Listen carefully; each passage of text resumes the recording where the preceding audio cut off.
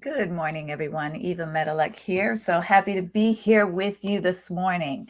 Now, this live is for anyone who is a warrior or is letting fear hold them back from taking the action that they need to create that dream, that goal, that vision that they have for their life and themselves, or even making them afraid to dream bigger.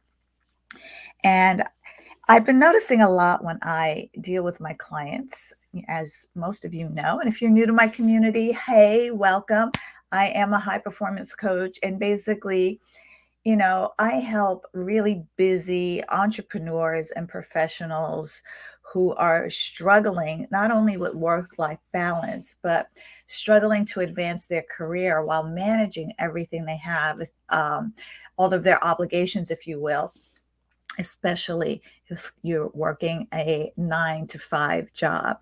And what I've noticed, not only with myself, but with my clients, especially lately, is how our past mistakes, our past oopsies and uh-ohs, if you will, really leave us hesitant on moving forward. It really leaves us hesitant to make powerful decisions of action and integrity because of that fear of what if it happens again? What if I make a mistake again? What if I fail again?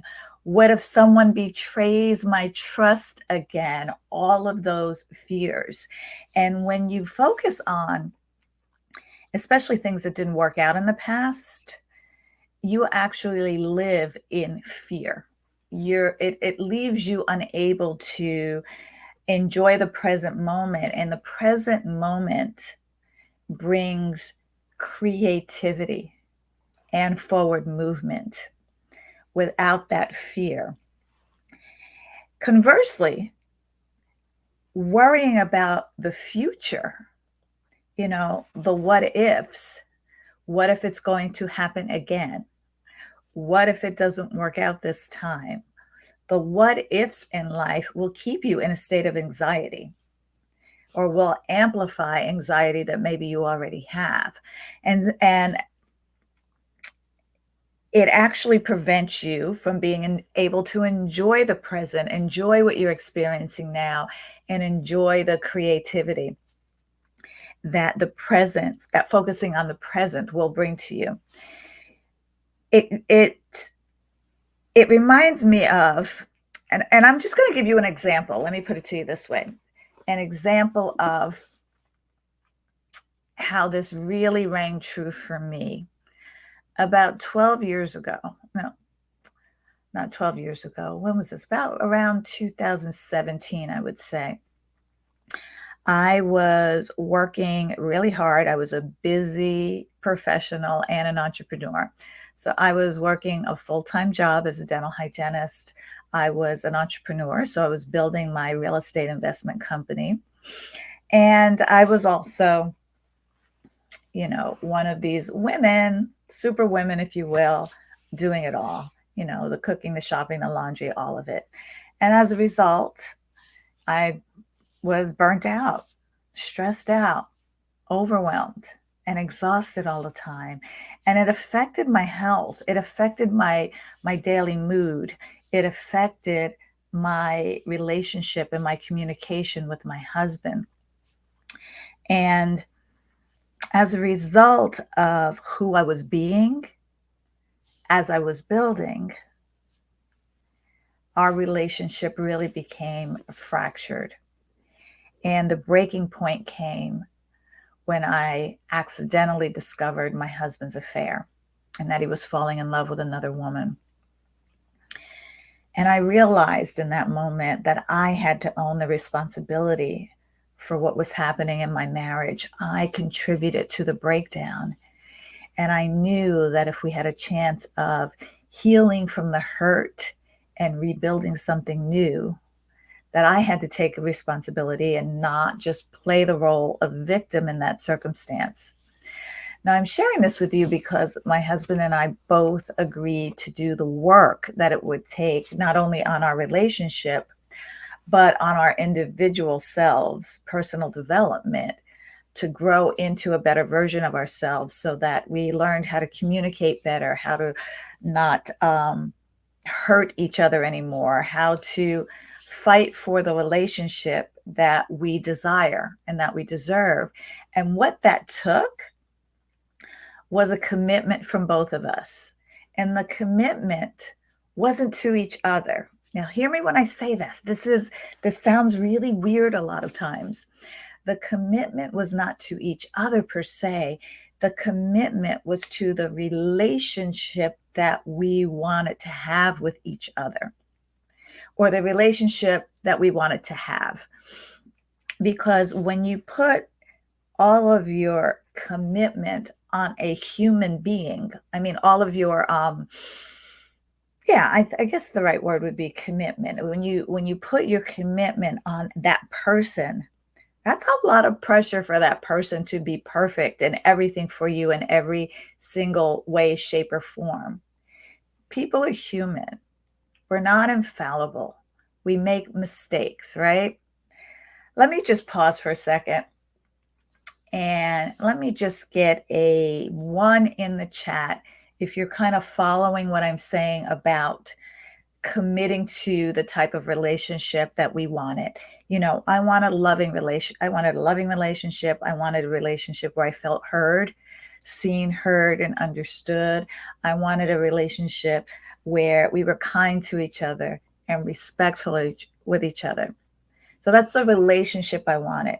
What wasn't guaranteed for me is if I would have that relationship with this person.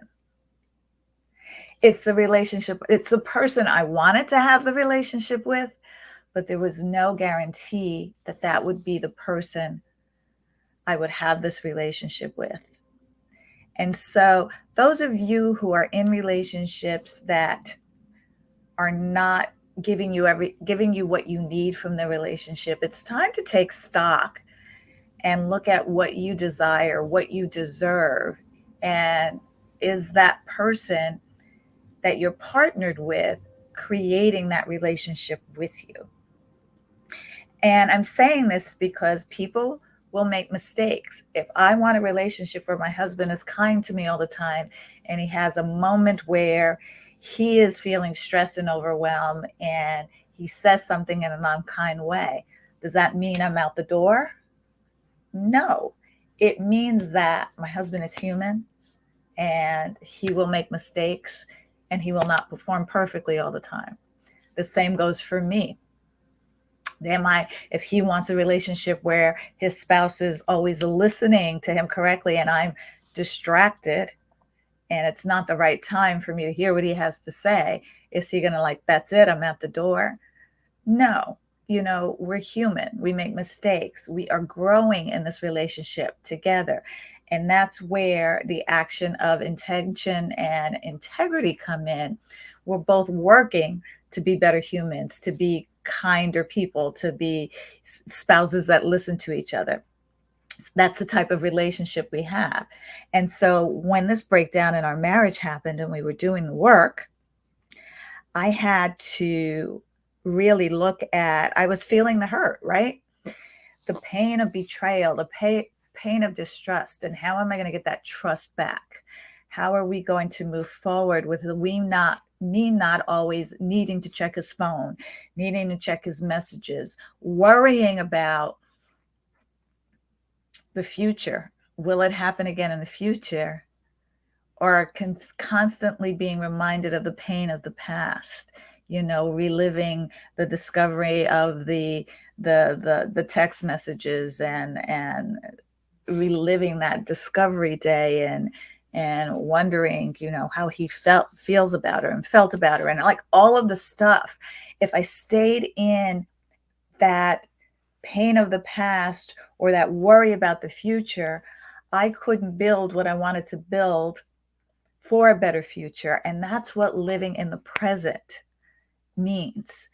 For me and for you, how can my actions today build a better tomorrow for me, a better future for me, instead of worrying? For me, Is he going to cheat again? Is it going to happen again? I don't know. I don't have a crystal ball. I am not a fortune teller. The future is unknown. But what I can control and what I can do is be in partnership with him to work on the relationship we want and desire and deserve, so that the likelihood of him seeking that kind of relationship from someone else is not going to happen. If I'm full now and have the best meal ever, and we do this a lot in our house, we're like, why do we go out to eat? We make really good food here. There's no need for us to go out to eat, right? Because we have good food, or there's no need for me to eat more than possible because I'm already full. And look at the areas in your life where you're still feeling the pain and the hurts from the past that's preventing you from enjoying the present moment and being in creation. If you're not happy in the present moment, what can you do to be happy? What could you do to remove everything that's making you unhappy? And if I'm constantly worried, is he going to cheat again? When is it going to happen again? When is the other shoe going to drop?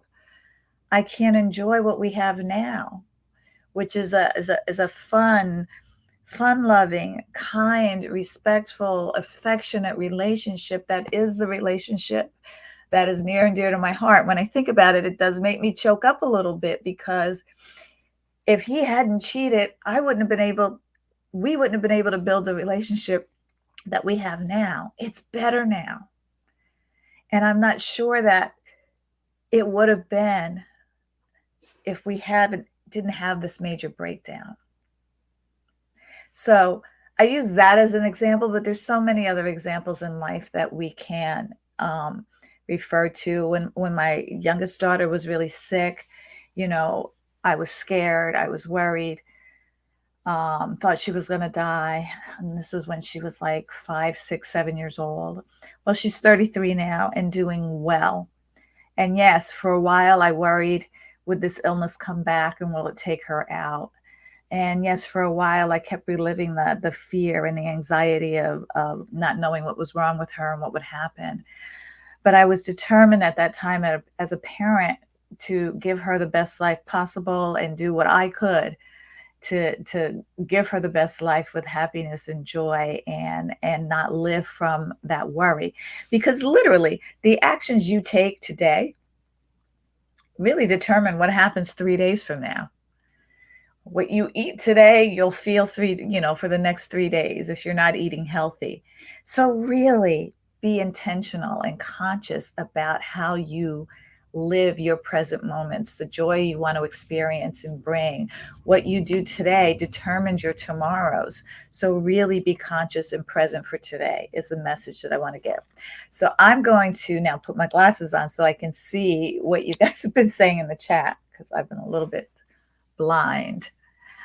Okay, so let's start from the bottom up. Rogalita, thank you for that. Hope from Nigeria, thank you. Dorothy, Maryhoon, Nilesh, Jesse. So true, girl. Love you, Jesse.